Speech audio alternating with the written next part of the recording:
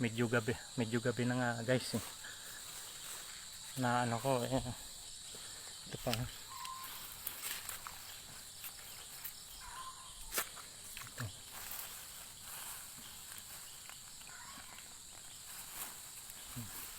Ayan guys ang laman. I-harvest ko na. Ayan, puro mani yan guys, no? Hanggang doon sa dulo puro mani ito. Kaya lang gabi na, naisipan ko gabi na.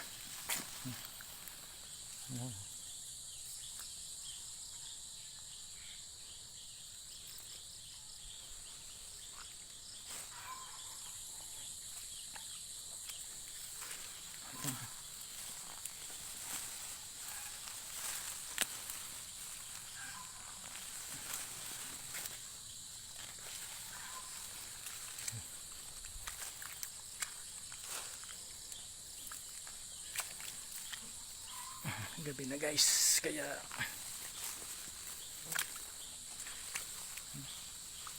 nakita ko may mga tubig na kasi oh. Ngayon ko lang nabisita.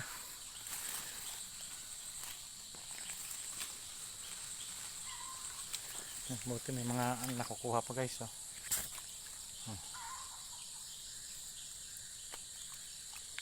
Buti may mga laman pa.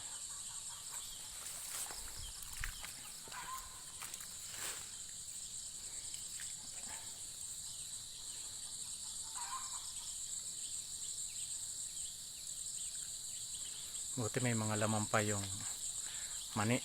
Kaya kahit na medyo madilim-dilim na, hina-harvest ko na ang aking tinanim na mani.